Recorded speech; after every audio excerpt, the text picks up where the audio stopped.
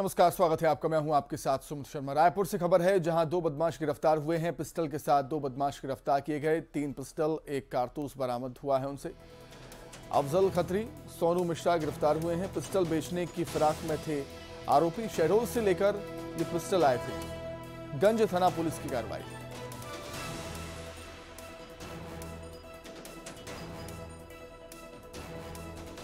रायपुर से बड़ी खबर आपको बता रहे हैं, जहां 2 बदमाश गिरफ्तार हुए। पिस्टल के साथ 2 बदमाश गिरफ्तार हुए। 3 पिस्टल, 1 कारतूस इनसे बरामद हुआ है। अफजल खत्री, सोनू मिश्रा गिरफ्तार हुए हैं। पिस्टल बेचने की फिराक में थे आरोपी। शहडोल से लेकर आए थे पिस्टल। गंज थाना पुलिस की कार्रवाई।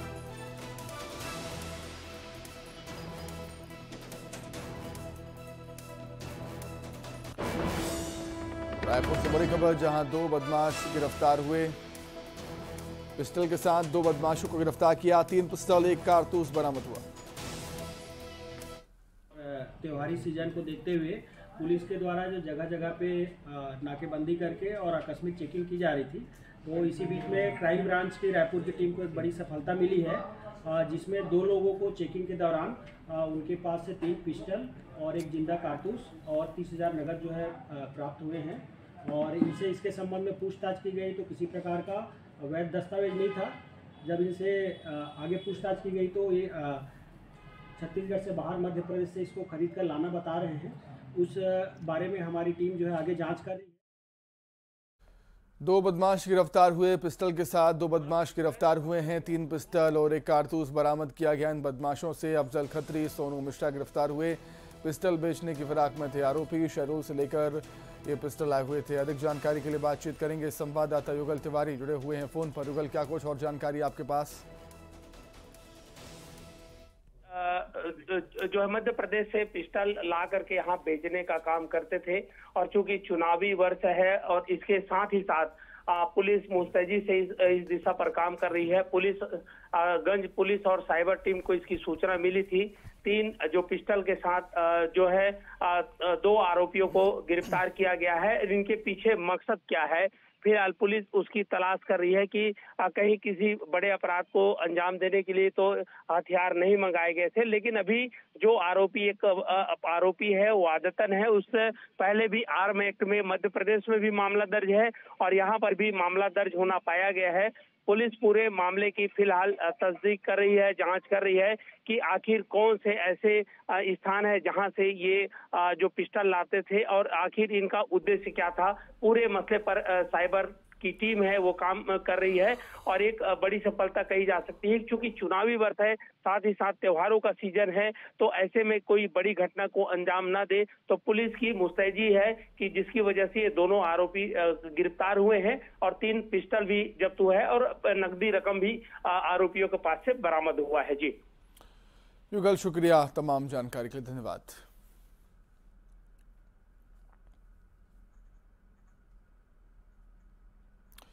गरियाबंद से खबर, जहां पीटने वाले दबंगों पर एफआईआर हुई। पेशाब पिलाने वाले दबंगों पर एफआईआर हुई है। जादू टोने के शक में मारपीट पर एफआईआर हुई है। पीड़ितों को दबंगों ने पेशाब पिलाई थी। बुजुर्ग दंपत्ति को पीटने वालों पर एफआईआर हुई है। सरपंच समेत 4 लोगों के खिलाफ एफआईआर हुई। मैनपुर के साले भाटा का सरपंच आरोपी, आधी रात को उठाकर पिटाई की थी इसने। पीड़ित परिवार के 4 लोग अस्पताल में भर्ती हैं। देवभोग थाने के बनवापारा गांव की घटना।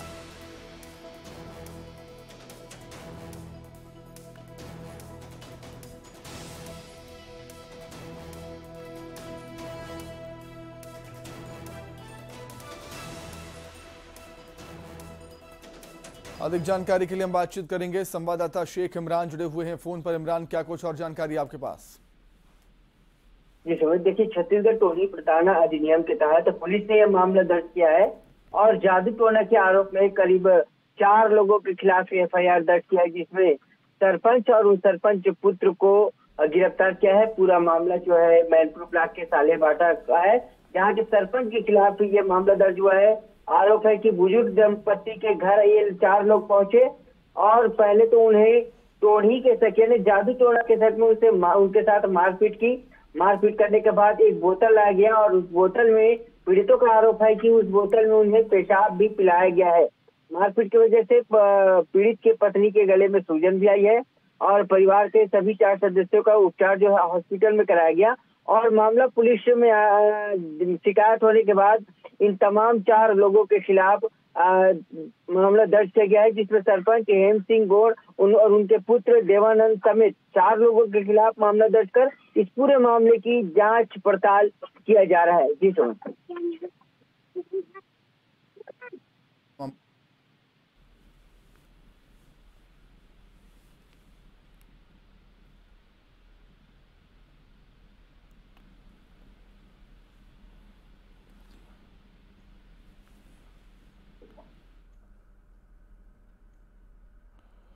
आगे बढ़ेंगे। भोपाल से बड़ी खबर है, जहां मंत्री भूपेंद्र सिंह के खिलाफ मामला खत्म हुआ है। लोकायुक्त में की गई शिकायत जांच के बाद मामला खत्म हुआ। कांग्रेस नेता पुनीत टंडन ने आरोप लगाए थे, आयसर संपत्ति के आरोप लगाए थे। लोकायुक्त जांच में प्रमाणित नहीं हो पाया ये आरोप। लोकायुक्त ने मामला खत्म किया है। मंत्री भूपेंद्र सिंह शिकायतकर्ता के खिलाफ मानहानि का दावा करेंगे, 10 करोड़ रुपए की मानहानि का दावा करेंगे।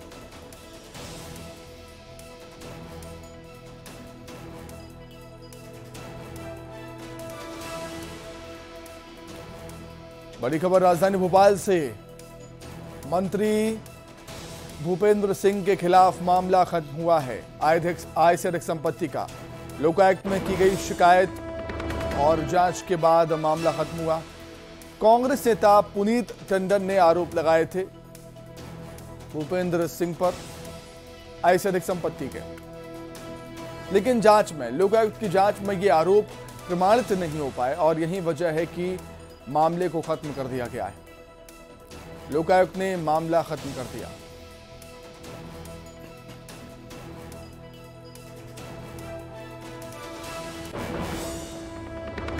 अंबिकापुर से खबर है, टीएस सिंहदेव को बड़ी राहत मिली है। टीएस सिंहदेव को सुप्रीम कोर्ट से बड़ी राहत मिली। सिंहदेव को सुप्रीम कोर्ट से बड़ी राहत मिली है। शिवसागर तालाब मामले में बड़ी राहत मिली है टीएस सिंहदेव को। डिप्टी सीएम टीएस सिंहदेव को तालाब की जमीन मामले में क्लीन चिट दे दी गई। सुप्रीम कोर्ट ने टीएस सिंहदेव को क्लीन चिट दी है। पार्षद आलोक दुबे की याचिका खारिज हुई है। कोर्ट ने कहा है व्यक्तिगत लाभ के लिए पिटीशन लगाई गई थी। की ओर से जितनी भी याचिकाएं प्रस्तुत की गई उसका पटाक्षेप माननीय सर्वोच्च न्यायालय के आदेश से हो गया। अब माननीय सर्वोच्च न्यायालय के आदेश के पश्चात पुनः कैलाश मिश्रा जिनकी शिकायत पर कलेक्टर सरगुजा ने प्रतिवेदन दे दिया था, एक जनहित याचिका माननीय उच्च न्यायालय छत्तीसगढ़ बिलासपुर के समक्ष प्रस्तुत किया गया और वह याचिका 76/2022 थी, जिसमें माननीय उच्च न्यायालय द्वारा दिनांक 8/9/23 के आदेश द्वारा उनकी याचिका यह कहते हुए निरस्त कर दिया गया कि ये व्यक्तिगत लाभ अर्जित करने के लिए प्रस्तुत किया गया, इसमें जनहित का कोई मामला नहीं है। एक ही मामले को लेकर कलेक्टर के पास गए, रेवेन्यू मिनिस्ट्री के पास गए, इसी मामले को लेकर के इन्होंने सुप्रीम कोर्ट पे गया, हाई कोर्ट पे गए। जब सब जगह पर ये फेल हुए तो ये लोग फिर जनहित याचिका लगाए और माननीय न्यायालय ने कहा भी कि इसमें जनहित का कोई मामला है ही नहीं है। लगातार सब जगह पर केस किया। अब इनके पास में एक ऑप्शन बचता है, ये अब विदेशी न्यायालयों में जाकर के भी बात को उठाएंगे तो मुझे लगता है रिजल्ट यही आएंगे। आगे बढ़ते हैं। जगदलपुर से बड़ी खबर, जहां यात्री बस को ट्रेलर ने टक्कर मार दी, 2 की मौत हुई है, 14 यात्री घायल हुए हैं। घायलों में 2 की हालत गंभीर है। दंतेवाड़ा से आ रही थी यात्री बस।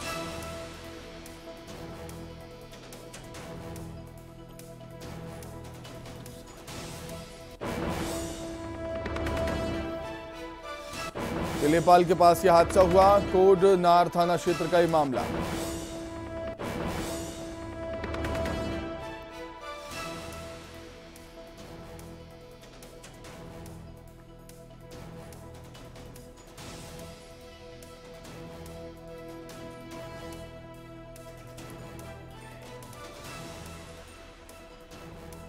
दंतेवाड़ा से खबर, जहां यात्री बस को ट्रेलर ने टक्कर मार दी, 2 की मौत हो गई, 14 यात्री घायल हुए। घायलों में 2 की हालत गंभीर है। दंतेवाड़ा से बस आ रही थी, किलेपाल के पास हादसा हुआ। कोडनार थाना क्षेत्र का मामला है।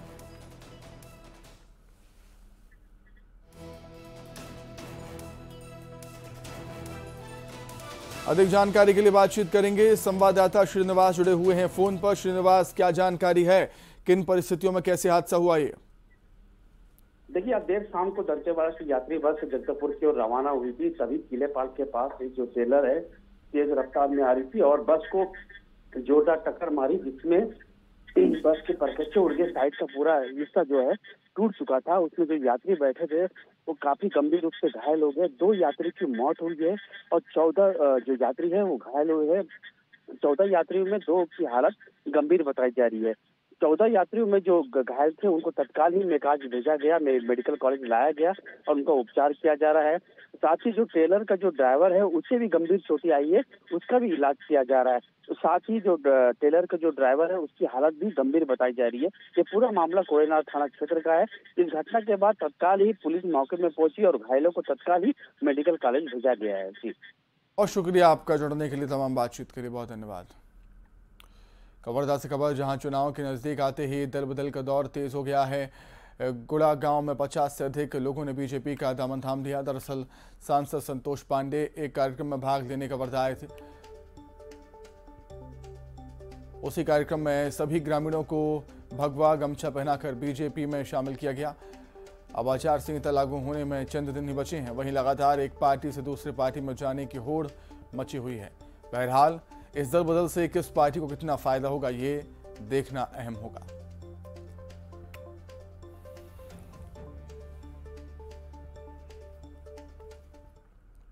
सुकमा से खबर, जहां मतदान के पक्ष में ग्रामीणों ने मुख्य निर्वाचन अधिकारी को ज्ञापन सौंपा और मांग की है कि उनके पंचायत मुख्यालय में मतदान केंद्र बनाया जाए ताकि ग्रामीण आराम से मतदान कर सकें। ग्रामीणों का कहना है कि वो सब चुनाव का हिस्सा बनना चाहते हैं, लेकिन माओवादियों का डर बताकर मतदान केंद्रों को दूसरे जगह पर बदल दिया जा रहा है। जबकि इन गांव में माओवादियों का प्रभाव कम है और गांव से महज 3 किलोमीटर दूर कैंप है।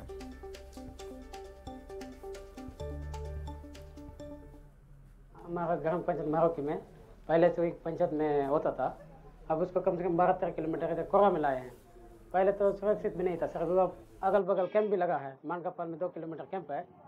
उस समय कैंप सुरक्षित देने के बाद भी अभी कोरा में लाए, तो अब बुजुर्ग पहाड़ी है, नाला है, एक तो धान कटे क्या चलेगा। उस समय तो वोट डालने कब आएंगे सर? इसीलिए हमारा मांग है कि सोच है कि सीधा वही जहाँ पंचायत है उसी में होना चाहिए, पहले जहाँ होता तो वही होना चाहिए। हमारा वही मांग है। क्या कारण है कि मतदान केंद्र इतना दूर? जशपुर से खबर, जहां ओवरलोड वाहनों से अवैध वसूली की जा रही है। बता दें कि कुनकुरी के बनकोब्बो और सरायटोला में 2 जगहों पर PMGSY की सड़क बनी है, जहां पर अवैध बैरियर लगाकर वसूली की जा रही है। जब हमारे रिपोर्टर ने अधिकारियों से इस मामले में सवाल पूछा तो अधिकारियों ने सारा ठेकेदार पर फोड़ दिया। कहा बैरियर ठेकेदार ने लगाए हैं, इसमें हमारी कोई जिम्मेदारी नहीं। सड़क पे जो है 2 जगहों पर बैरियर लगा के वसूली की जा रही है। ओवरलोड गाड़ी जा रही थी, इसलिए ठेकेदार द्वारा वो किया गया है, लगाया गया है। तो क्या ये नियम है ऐसा? ऐसा नहीं है। ऐसा तो भाई वो अपना बचाव के लिए वो कर रहा है। ओवरलोड गाड़ी वो जा रही है, इसलिए तो उससे तो पैसे दे रहे हैं सर वहाँ पे। अब ये उनके वो है कार्य क्षेत्र है। लेकिन पैसे देना क्या? ये मेरे इसमें वो नहीं है। अब ठेकेदार लगाया है, ठेकेदार वो करके करेगा। तो क्या वहाँ पे बैरियर उखड़वाएंगे? भाई ठेकेदार लगाया है ना, वो तो अपना मेंटेन करने के लिए। भाई वो मेंटेन कर रहा है सर, ठीक है, वहाँ पे प्रतिबंधित किया जाना चाहिए, लेकिन पैसे की वसूली हो रही है। ये मेरे इसमें नॉलेज नहीं है। संज्ञान में आता है तो कार्रवाई होगी। ये तो उनके कार्य क्षेत्र का है। आपका कुछ जशपुर से खबर है, जहां सड़क बनते ही उखड़ गई। बता दें कि दुलदुला विकासखंड में PMY विभाग ने कडेगा से मकरी बंधा तक सड़क का निर्माण किया था। ग्रामीणों का कहना है कि बारिश के दौरान सड़क निर्माण कार्य चलता रहा। सड़क निर्माण के दौरान मटेरियल के टेम्परेचर को भी मेंटेन नहीं रखा गया। बारिश के दौरान डामर की सड़कें बनाना पूर्ण रूप से प्रतिबंधित होता है, जिसकी वजह से सड़क बनते ही उखड़ने लगी। नाराज ग्रामीणों ने मामले की जांच कर दोषियों पर कार्रवाई की मांग की। वहीं विभाग के अधिकारी का कहना है कि जब सड़क का निर्माण कार्य चल रहा था तब बारिश नहीं हो रही थी। अधिकारी ने मामले की जांच कर सड़क बनाने की बात कही है।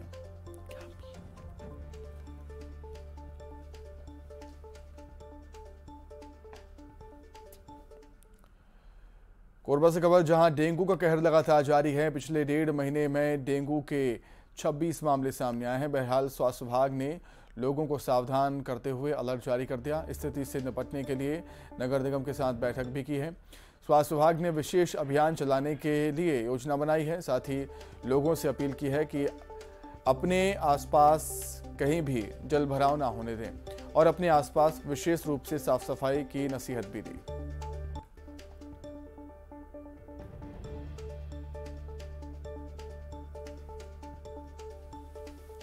फैलने से रोकने के लिए साफ सफाई की जो व्यवस्था है, कहीं भी रुका हुआ पानी ना रहे, ना लोगों के घरों में और ना घर के बाहर नालियों में या बरसात का पानी ना रुका रहे, जिससे कि नहीं तो फिर क्या होगा कि मच्छर जो अंडा देता है पानी में और वो फिर मच्छर बन के लोगों को बीमारी फैलाते हैं।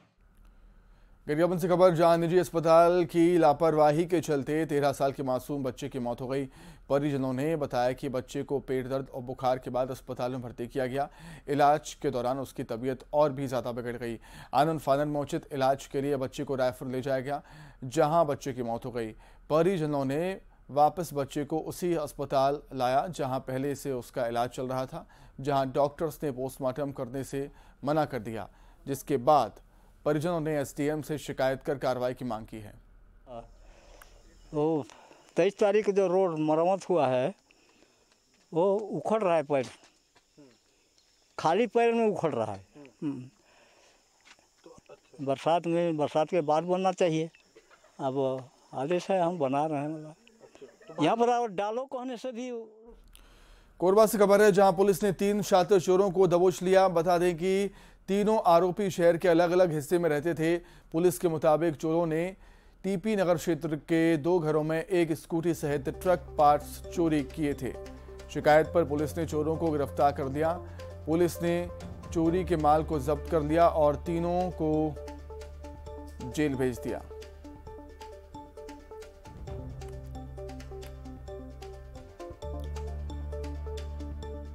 राजनांदगांव से खबर, जहां गणेश विसर्जन के अवसर पर झांकियां निकाली गईं।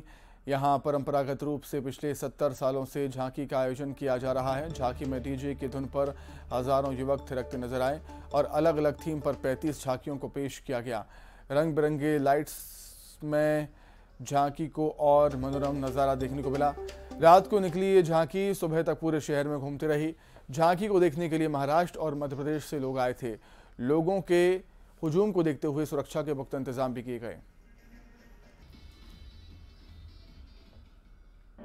अभी देखिए, गणेश विसर्जन के अवसर पे जैसा कि परंपरा रही है, राजनांदगांव में बड़ी संख्या में बड़ी झांकियां निकलती हैं। तो यहाँ अभी आज इस साल पिछले साल की तुलना में ज़्यादा झांकियां हैं।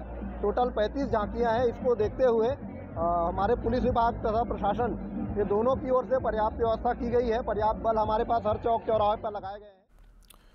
कोरबा में शिवाजी नगर के तेलुगु मोहल्ले में भगवान गणेश को लगाए गए 11 किलो के लड्डू को 1.25 लाख रुपए में महिला एस बालानागू ने अपने ज़्यादा बोली लगाकर अपने नाम कर लिया। आपको बता दें, पिछले 25 साल से शिवाजी नगर के तेलुगु मोहल्ले में भगवान गणेश की प्रतिमा स्थापित होती आ रही है। यहाँ बप्पा को 11 किलो 11 ग्राम के लड्डू का भोग लगाया जाता है, जो 1,25,000 रुपये में बिका। दरअसल यहाँ मन्नत पूरी होने पर लोगों की ओर से शुद्ध घी और सूखे मेवे से बने लड्डू का भोग लगाया जाता है।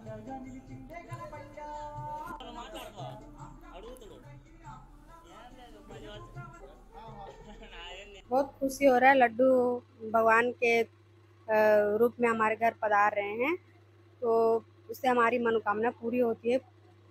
जो लड्डू जिस लड्डू को हमने खरीदा है भगवान के नाम, 1,25,004 रुपया, इतने में हमने लड्डू का अपना घर लेके आए हैं। और आइए अब देखेंगे 25 सेकंड में खबरें। जगदलपुर में भीषण सड़क हादसा, यात्री बस को ट्रेलर ने मारी टक्कर। हादसे में 2 की मौत, 14 यात्री घायल। चुनावी मैदान में 9 राज्यों से पहुंचे बीजेपी के 30 विधायक। छत्तीसगढ़ में विधानसभा चुनाव की संभालेंगी कमान। कांग्रेस के संकल्प शिविर का आयोजन, पाली, तानाखार, कटघोरा विधानसभा में शिविर का आयोजन। डिप्टी सीएम टीएस सिंहदेव को सुप्रीम कोर्ट से बड़ी राहत, शिवसागर तालाब मामले में बड़ी राहत। लूट के हीरे जड़े 18 किलो सोने के साथ आरोपियों को दुर्ग से बिलासपुर लेकर आई पुलिस। दिल्ली के ज्वेलर से हुई थी 36 किलो सोने की लूट। जब्त गहने की कीमत 25 करोड़। गरियाबंद में दी गई शहीद को श्रद्धांजलि। आईडी ब्लास्ट में शहीद हुए थे राजेश ध्रुव। झारखंड के चाईबासा में हुए थे शहीद। चिरमिनी में फर्जी पुत्र बनकर उनका कंपनी नियुक्ति। महिला ने की मामले की शिकायत। फर्जी दस्तावेज से नौकरी पाने का लगाया आरोप। पीड़ित महिला ने की थी एफआईआर दर्ज करने की मांग। राजनांदगांव में पारंपरिक झांकी का आयोजन। 70 साल पुरानी है झांकी की परंपरा। 35 थीमों पर पेश की गई झांकियां। महाराष्ट्र मध्य प्रदेश से देखने आए थे लोग। कोरबा में 1.25 लाख में बिका बप्पा का लड्डू। भक्तों ने लगाई भगवान गणपति के भोग की बोली। गणेश भक्त एस बालानागू ने 1.25 लाख में खरीदा बप्पा का भोग। बड़ौदा में बदमाशों का आतंक। दुकान संचालक के घर 20 बदमाशों ने किया हमला। तोड़े कार के शीशे। मामले की जांच में जुटी पुलिस। जशपुर में आकाशीय बिजली की चपेट में आने से 2 लोगों की मौत। खेत में काम करने के दौरान गिरी आकाशीय बिजली।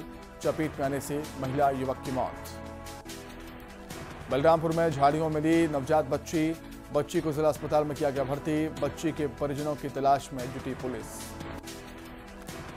पेंड्रा में हाथियों का उत्पात जारी। फसलों को नुकसान पहुंचा रहे हैं हाथी। अनूपपुर के जंगल में जमाया है डेरा। वन विभाग की टीम कर रही निगरानी। अंबिकापुर में हाई वोल्टेज करंट की चपेट में आया युवक की मौके पर ही मौत। ईद मिलादुब्बीन के जुलूस के दौरान हुआ हादसा। कोंडागांव में बेकाबू होकर पलटी पिकअप। गाड़ी में सवार ग्रामीण घायल। घायलों को इलाज के लिए भेजा गया अस्पताल। रायपुर पुलिस की बड़ी कार्रवाई। पिस्टल के साथ 2 बदमाश गिरफ्तार। पिस्टल की अवैध बिक्री के फिराक में थे दोनों बदमाश। कोरबा में डेंगू का कहर। पिछले 1.5 महीने में मिले डेंगू के 26 मामले। स्वास्थ्य विभाग ने जारी किया अलर्ट। कोरबा पुलिस की बड़ी कार्रवाई। 3 बाइक चोरों को किया गिरफ्तार। तीनों चोरों को भेजा गया जेल। इसी के साथ ही फिलहाल